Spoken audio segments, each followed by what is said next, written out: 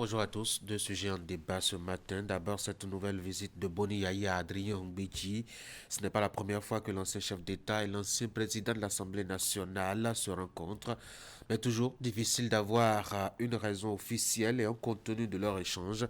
Nous allons placer alors la rencontre dans le contexte politique national et sous-régional actuel et faire des analyses. Juste après, nous allons constater aussi ce grand intérêt de Patrice Talon pour le Brésil. Le président béninois, pas très enclin à sortir de chez lui, en tout cas officiellement depuis 2016, est déjà allé à Brasilia 2 fois en moins de 2 ans. Qu'est-ce qui peut amener le patron du nouveau départ à être ainsi concentré sur ce pays? On va faire la discussion. Notre invité ce matin, c'est Martin Arwanjinou, président de l'association des anciens appelés au service militaire d'intérêt national. Avec lui, nous allons interroger ce qu'a bien pu apporter cette formation à leur vie, aussi bien sociale, patriotique que professionnelle, cette expérience de formation militaire imposée à une époque donnée. Vous aurez donc les sports aussi, avec Andy Roueto et le bulletin de l'information avec Ingrid Day. Bienvenue à tous.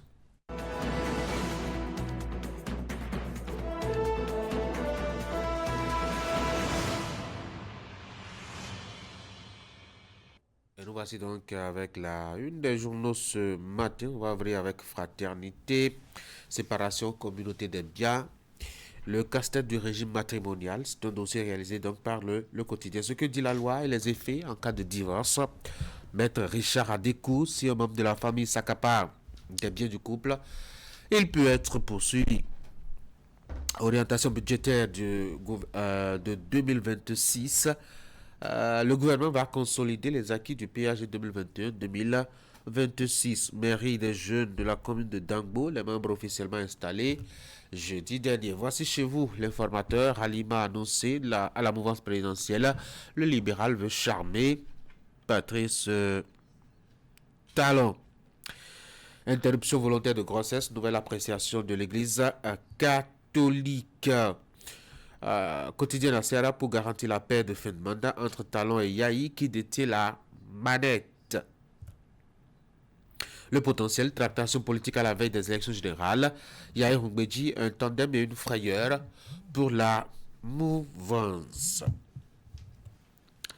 Décryptage info processus électoral de 2026. Le directeur général des élections plaide pour la transparence et la rigueur.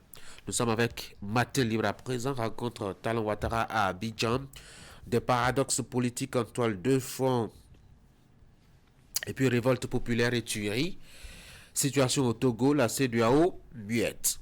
Dialoguer pour restaurer la confiance avec les peuples. Djogou, le BR, en tournée de vérité. Puis le bac pour la première délibération. Attendez le 9 juillet prochain. La boussole adhésion annoncée de le libéral à la mouvance présidentielle. Un ralliement sans honneur et sans conviction. Et puis le chronomètre, une stratégie bien rodée dans l'ombre des séparations conjugales. Sa mère qui raquette au nom des enfants. First Info, renforcement de la coopération bilatérale. Le Bénin, le président Patrice Talon signe un accord historique entre le Bénin et le Brésil. Nous sommes avec Dabarou, parti le libéral. Nous ne sommes pas opposants au régime du président Talon, a déclaré Marlise Toné Drapou, qui est la VP du parti. Voici Fraternité pour la deuxième lecture. Séparation aux communautés de biens, le casse-tête du régime matrimonial, ce que dit la loi et les effets en cas de divorce.